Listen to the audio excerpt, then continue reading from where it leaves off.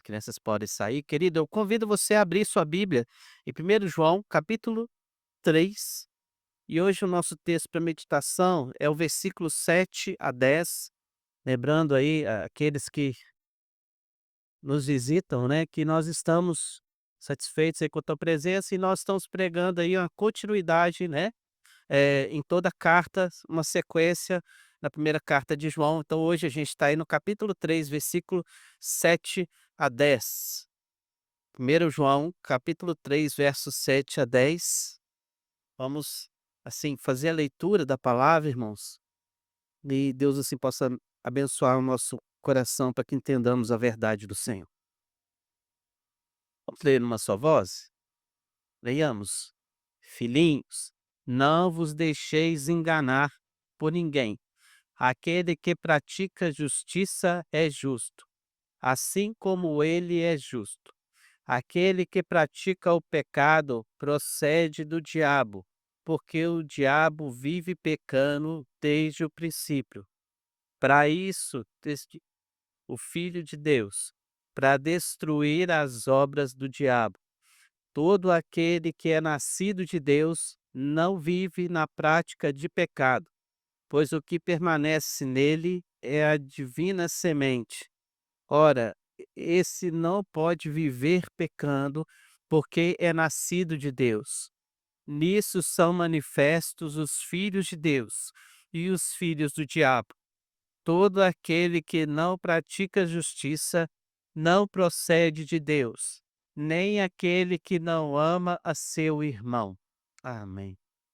Meus irmãos, a realidade é que nós estamos diante de um texto onde o Senhor está fazendo aqui uma certa distinção.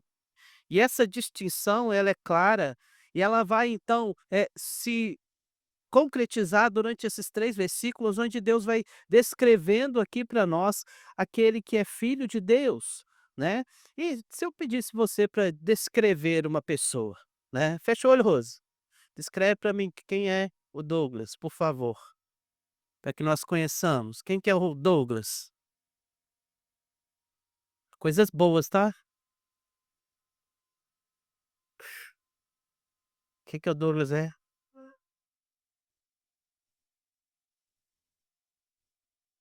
É, que mais que o Douglas é? Vocês concordam com ele ela, irmãos? É. Capitão Forte.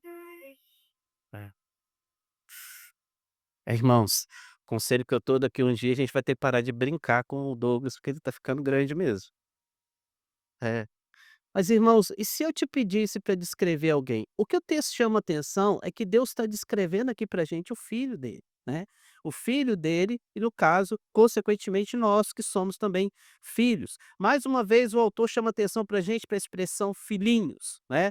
Então ele lembra para nós que há, irmãos, aqui um padrão que o Senhor destaca, que são os seus filhos. Ó, Adilson, por favor, põe aquela imagem, por favor. Irmãos, e assim nós somos comparados nas escrituras, como nós sabemos, como ovelha, né. Então, as ovelhas são padronizadas, e assim como o Douglas, né, foi descrito pela Rose com coisas que nós não concordamos, mas é a descrição dela, irmãos, assim também as ovelhas, elas podem ser descritas. Só que o que Deus chama atenção para a gente é que no meio do seu povo há algumas pessoas, nem assim ditas como ovelhas, mas não são, no meio do povo de Deus. Então, se você conseguiu achar ali, tem um intruso no meio das ovelhas, né. Então, olhando para isso, irmãos, talvez de longe, talvez de uma distância, quando a gente não chega tão perto, como a Rose, por exemplo, está tão perto do Douglas, ela talvez, possa declarar e dizer melhor o que ele é, mas nós não, nós não. Nós sabemos o Douglas que nós vemos aqui na igreja, mas nós não podemos dizer o que ele é na sua casa, na sua intimidade. Mas o que eu quero destacar para você é que talvez também nós possamos ver pessoas dentro da igreja, e o que, João está falando desde lá do primeiro capítulo, e às vezes nós nos enganamos com as pessoas. E aí, assim como uma ovelha tem uma alimentação diferente do lobo, não é verdade? Nós podemos a cada dia ver pelas suas obras, tanto das ovelhas como dos lobos, como eles se distinguem. E assim, irmãos, diante disso, nós vamos conseguir ver que o comportamento, o andar, a alimentação, né, os procedimentos deles durante o dia vão ser todos diferentes. E nós também, assim, podemos identificar um servo de Deus. Uma característica marcante aqui de João, irmãos, é demonstrar então que os filhos de Deus são identificados por aquilo que são. Então, isso tem a função de testar para nós, que nós possamos olhar, irmãos, para aqueles que não são e identificá-los como realmente são, inimigos. Ah, mas pastor, você está falando de inimigos dentro da obra, dentro da igreja. É, irmãos, eu preciso te lembrar que nos 12 Jesus identificou muito bem entre os 12 quem era o traidor, quem era o lobo ali vestido de ovelha. Tá? Os outros discípulos não conseguiram perceber isso. Tanto é que até o último momento, até a última ceia, eles ainda começam a perguntar para Cristo: "Sou eu, Senhor? Sou eu? Quem é?" Havia aquela dúvida, mas Cristo distinguiu perfeitamente quem é. E ele nos chama também a distinguir, irmãos, quem é e quem não é servo de Deus. Então, nessa sessão aqui, o apóstolo ele vai dividir em 2 blocos, os que são filhos de Deus e os que são filhos, como ele diz, do diabo. Na verdade, irmãos, a igreja odierna, né, do nosso tempo, ela tem muita dificuldade em falar do diabo. Ela tem muita dificuldade em dizer, até por nós sermos reformados, né, embora nós saibamos que, foi provavelmente, Jesus quem mais disse sobre ele, quem mais descreveu ele, quem mais alertou a igreja sobre ele. Então, nós precisamos sim, irmãos, ter consciência. Irmãos, e lembrando também que, conhecendo a verdade, conhecendo aquilo que é o fruto daquele que teme ao Senhor, nós podemos também, assim, identificar quem não é servo de Deus. E assim João vai trazer isso para nós, né, vai trazer isso para nós. Não sei aqui quem já trabalhou em banco. Banco. Adilson, né, Adilson? O Adilson trabalhou em banco, não é isso? Caixa. Irmãos, quem trabalha em banco tem que saber distinguir bem o que é uma nota falsa de uma nota verdadeira. Mas normalmente não se põe um monte de nota falsa para que a pessoa possa ali ver qual que é a verdadeira. É o contrário, eles estudam a verdadeira para que quando aquela que for falsa aparecer, eles saibam identificar qual é a falsa. Então, irmãos, nesses versículos aqui, João se propõe a informar algumas dessas descrições desses filhos e vai descrever para a gente o contraste entre os filhos de Deus e os filhos do diabo. Ele nos ajuda e nos auxilia aqui. E o versículo 7 e 8, nós observamos que os filhos de Deus são imitadores de Cristo. Então ele disse para nós: "Filhinhos, não vos deixeis enganar por ninguém. Aquele que pratica justiça é justo, assim como ele é justo. Aquele que pratica o pecado procede do diabo, porque o pecado o diabo vive pecando desde o princípio. Para isso se manifestou o Filho de Deus, para destruir as obras do diabo." Então, irmãos, na época que a carta foi escrita, havia falsos mestres enchendo as igrejas. Eles se levantavam, irmãos, e afirmando que a salvação, de Cristo, ela não era da forma como eles haviam aprendido dos apóstolos. E além disso, esses falsos mestres afirmavam, irmãos, que a vida moral não fazia nenhuma diferença para Deus os salvar. Mas a realidade é que a existência do pecado, como o texto chama atenção para a gente, é algo que nós precisamos entender que não pertence ao servo de Deus. Então, os leitores de João estão aqui, irmãos, sendo expostos a essa diferença, quando ele afirma que nós, como servos de Deus, não vivemos uma vida de pecado, mas imitando a Cristo Jesus. Pergunto para você: imitação é algo perfeito? Não, na sua totalidade, não. Então nós não seremos totalmente perfeitos, mas Deus nos chama a buscar a cada momento no nosso coração que nós possamos ser a imagem e semelhança de Cristo. Então o apóstolo chama-nos a observar que os filhos do diabo, eles também têm a sua prática. Eles também podem ser identificados, irmãos, justamente por causa do pecado. E aí o versículo 8 disse: "Porque o diabo vive pecando". Então aquele que vem, aquele que é filho, como ele diz, é assim também identificado como sendo uma pessoa que pratica isso. Mas tem uma diferença, irmãos, porque nós somos pecadores, não somos? Nós somos pecadores. A diferença é que nós somos libertos do pecado. Nós somos chamados para viver uma vida de recusa do pecado. Essas pessoas, elas não vivem nessa forma. Elas têm prazer no pecado, elas buscam o pecado. Elas às vezes escondem o pecado, mas aquilo dali é realmente a grande fonte de prazer. E aí nós observamos que há uma diferença bem grande quando, nós como ainda pecadores, quando o pecado se torna um acidente, como João capítulo 1, 1 João capítulo 1, versículo 9 nos diz, que Cristo é o nosso advogado, se pecarmos, nós podemos observar que a prática desses homens que adoram, que fazem aquilo que é, ordem do diabo, eles estão aí vivendo sem sequer conseguir se livrar do mal, do pecado. Precisa haver redenção, precisa haver transformação, precisa haver quebrantamento, para que essas pessoas se toquem e assim também sejam tocados pelo Espírito Santo de Deus e possam ser transformados. Então, irmãos, com isso nós devemos refletir o seguinte: quem tem sido a nossa referência na nossa vida? Qual é a sua referência? A sua referência é o Cristo Santo ou a sua referência, irmãos, é os rudimentos desse mundo pecaminoso, que hoje se torna tudo lícito, para que você possa ser enganado e buscar essas coisas. Irmãos, nós precisamos entender que nós, às vezes, vamos ter dificuldade nesse mundo, mas atenção, quando alguém segue apenas, irmãos, aos seus impulsos pecaminosos, eles são somente filhos de Satanás, estão imitando ele. O diabo é o grande desejo de imitação deles. Tá? Então, ele é assim. Mas você fala, pastor, mas eles não estão dentro da igreja? Estão, irmãos. Eles estão. E eles fazem aquilo que o diabo fez lá desde o princípio. Além de matar, roubar e destruir, eles também querem enganar a gente. E nós precisamos nos alertar sobre isso. Seguir os impulsos, irmãos, pode ser o indicativo de que uma pessoa não é verdadeiramente o filho do rei, filho do pai.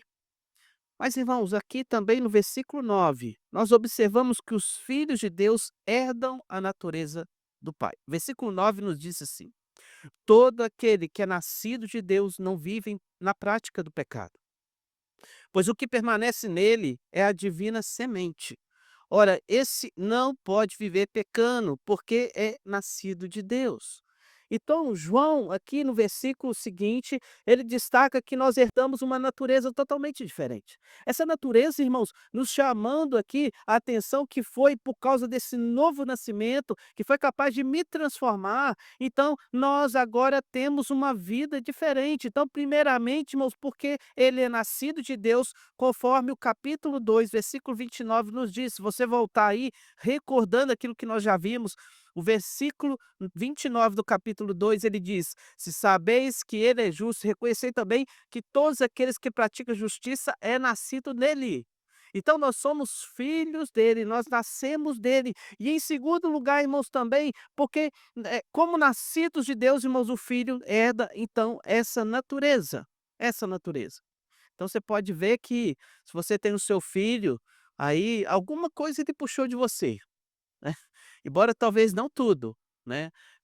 Talvez o seu filho é até mais parecido fisicamente com o pai ou com a mãe, mas ele tem sim os traços, ele tem sim o gene, né. Então a palavra semente é identificada aqui no texto, o que permanece nele é a divina semente, indicando para a gente, irmãos, que há algo colocado em nós. A palavra aqui é justamente, talvez uma palavra que nós não tenhamos muito, doa um pouquinho os nossos ouvidos, mas o grego, a palavra usada aqui para semente é esperma, né, que vem aí espermatozoide, a ideia de semente, né. No grego é usada essa palavra aqui, e a palavra tem essa ideia de que aqui Deus também faz desse homem, dessa mulher transformado em Deus, mudado pelo Espírito Santo, nascido de novo, agora para uma vida de justiça, não para uma vida de pecado, agora com uma nova semente, gerado de algo novo, gerado pelo Espírito Santo do Senhor, uma vida transformada, irmãos. Então, quando uma criança é concebida, ela tem essas características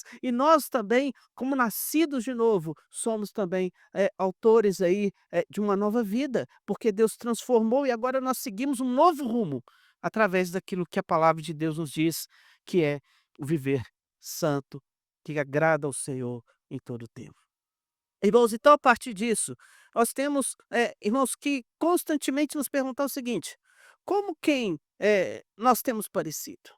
Com quem você se parece? Com quem você tem mostrado ser semelhante? Né, você tem imitado quem? Em Tiago capítulo 3 versículo 12 ele nos diz: "Acaso, meus irmãos, pode a figueira produzir azeitonas ou a videira figos? Tampouco fonte de água salgada pode dar água doce", destacando para a gente que nós, se nós temos essa nova natureza, nós precisamos também produzir algo novo do que aquela vida anterior, fruto diferente. Uma árvore nascida de uma semente, ela não vira uma árvore de outra semente. Então por isso foi preciso essa transformação no meu e no seu coração. Por isso foi preciso Cristo nascer, para que através dele nós nascêssemos de novo também. Nascer no sentido de ressurgir dos mortos, para que eu e você pudéssemos ter uma nova vida. E aí eu chego ao terceiro momento que eu queria deixar para você aqui nessa noite. Os filhos de Deus amam os seus irmãos. Versículo 10, eu queria que você estivesse lendo comigo. Leamos. Nisto são manifestos os filhos de Deus e os filhos do diabo. Todos aqueles que não praticam justiça não procede de Deus, nem aquele que não ama a seu irmão. Meus irmãos, os filhos de Deus amam os seus irmãos. Na verdade, quando João está chamando atenção para a gente para isso, ele está lembrando para nós que uma das características mais marcantes daquele que não é, daquele que não nasceu, daquele que não herda essa semente, que essa pessoa, irmãos, ela não tem condições de amar ao próximo, não a semelhança de Jesus. Talvez ela vá gostar de você pelo que você faz para ela, benefícios. Mas lembre que Jesus falou que se nós fizermos o bem, gostarmos só de quem, amarmos só quem nos faz bem, que diferença tem aí? Mas nós somos chamados, irmãos, a viver uma vida em semelhança da menina que nós vimos hoje no vídeo. Como ela também, assim, diz que declara: "Perdoo aqueles que acabaram com a minha vida". Nós também somos chamados, irmãos, a amar essas pessoas e principalmente dentro da casa de Deus, entre nós. Então João retorna a esse assunto aqui, colocando, irmãos, o texto lá do capítulo 2 versículo 7 a 11 expondo para nós essa prática de amor. E essa prática, ela é realidade. E nós precisamos viver isso. É interessante que a carta de João é bem diferente nos seus escritos do que é o apóstolo Paulo, né. Então João começa no assunto e vai, progredindo naquele assunto, depois ele vai voltando, retornando aos assuntos anteriores, reforçando aqueles assuntos anteriores. Então por isso que a gente vai ver ele muito falando assim: "Olha, falou lá atrás sobre amar o irmão", mas aqui ele volta a tocar no assunto: "Ó, mas ame os irmãos", né. Reforçando para a gente essa necessidade, mas aqui ele já chama atenção para a gente e já acrescentou algo diferente: "Olha, ame o irmão", porque quem não é crente, quem não é servo, quem não é transformado, quem não é nascido de novo não consegue amar o irmão. É verdade, né, irmãos? É verdade. Você já parou para pensar quanto ódio que o mundo nutre contra nós? O ímpio nos odeia, é o que Paulo vai falar. Então nós precisamos viver essa vida transformada. Romanos capítulo 13, versículo 9 a 10. Ele diz aí, Paulo escreveu para nós a realidade: "Pois estes mandamentos: não adulterarás, não matarás, não furtarás, não cobiçarás", e qualquer outro mandamento, todos se resumem nesse preceito: ame o seu próximo como a si mesmo. O amor não pratica o mal contra o próximo, portanto, o amor é o cumprimento da lei. Se queremos, irmãos, cumprir toda a lei, nós precisamos amar. E como dissemos, irmãos, para sermos vasos de bênção, nós precisamos começar em nossa casa, nós precisamos começar no meio do povo de Deus, amando primeiro entre nós, para que nós também possamos levar esse amor de Cristo para outros. Então, diante disso, nós temos que nos perguntar: o nosso amor tem sido sincero uns pelos outros, irmãos? Nós temos, assim, visto que as pessoas se sentem amadas por nós? Ou não? Ou esse amor não impera em nosso meio? Ou então nós não entendemos o verdadeiro amor de Deus. Nós não entendemos. Nós não entendemos, por exemplo, que Jesus disse para os 12 que morre por eles. Nós não entendemos. Nós não entendemos todo o sacrifício da cruz, nós não entendemos, irmãos, tudo aquilo que Cristo fez para que eu e você pudéssemos ser salvos. Hoje pela manhã falou-se muito sobre perdão, sobre pecado, né, aquela situação que a revista nos trouxe a meditar sobre o perdão, lembrando que há sim ali do Senhor, como na oração do Pai Nosso, a oração dominical, dito lá: "Se perdoares as vossas ofensas como eu", nós clamamos a Deus: "Senhor, perdoa as minhas ofensas como eu tenho perdoado". Parou pra pensar que a oração do Pai Nosso, ela para muitas pessoas se torna um grande pecado? Se torna um grande pecado.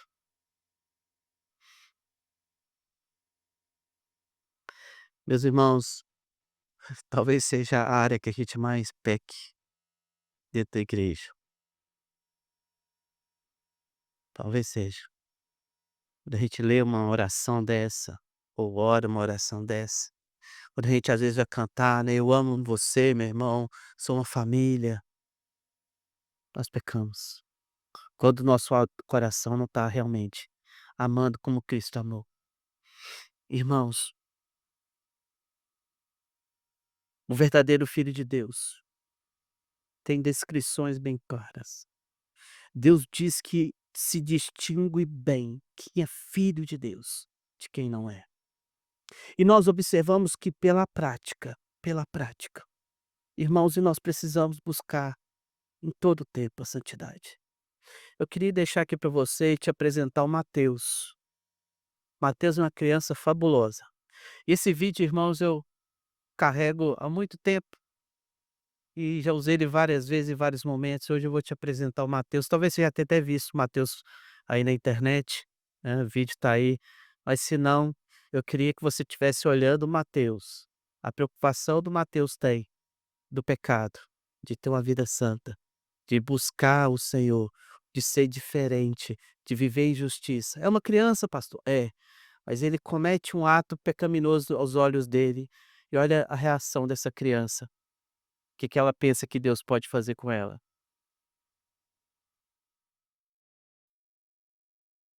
Um um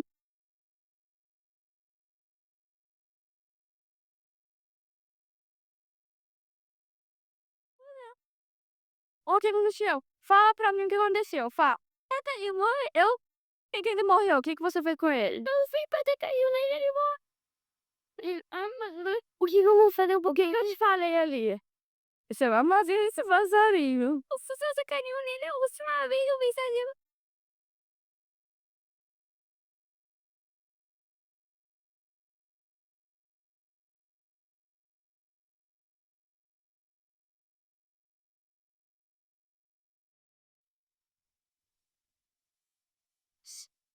Só que uma época tem que dormir. Você saiu sem me mandar pro inferno. Que eu dei, eu não ligo. Foi seu esse.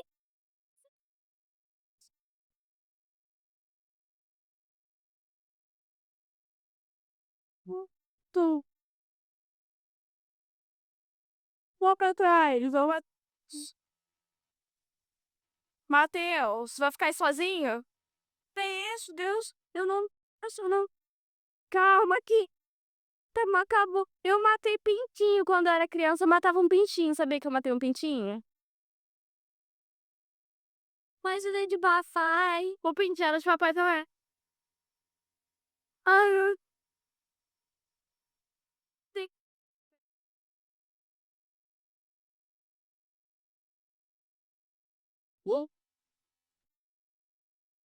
Comió dos.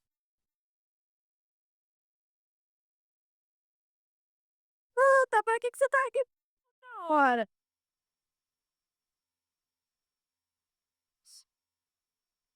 Dá tchau pra câmera. Irmãos, Mateus é uma criança, né? No vídeo aí. Olha, irmãos, o desespero do Mateus por causa de um pecado. Deus, Deus, me ajuda. E se você não entendeu, tem uma hora que eu falo assim: "Eu vou para o inferno, Deus, eu vou para o inferno, Deus". Irmãos, uma criança às vezes tem mais noção do erro do que eu e você, do que quer viver uma vida de santidade, uma vida na presença do Senhor. Irmãos, e se você não consegue se colocar no lugar do desespero do Mateus, tem algo de errado com você. Tem algo de errado com você. O pecado tinha que fazer isso com a gente. Tinha que causar esse desespero em nós. Deus, eu pequei. Deus, Deus. Mas Deus está arrependido. Na inocência dele, irmãos, ele acha mesmo que a morte do passarinho vai levar ele para o inferno. E a gente? E o seu coração? A diferença, irmãos, do servo de Deus é que ele vive em justiça. Ele não vive em pecado.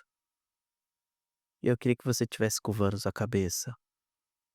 Você não precisa gritar como Mateus, mas talvez hoje seja o momento que você tem para abrir seu coração para o Senhor e pedir: Deus, Deus, perdoa-me, Pai. E viver uma vida de santidade, de filho de Deus. Pede a Deus para colocar no teu coração aquela sementinha lá, divina. Pede ao Senhor para fazer você nascer de novo, se preciso, você ainda não conhece o Senhor como seu Salvador. Pede ao Senhor para operar no teu coração.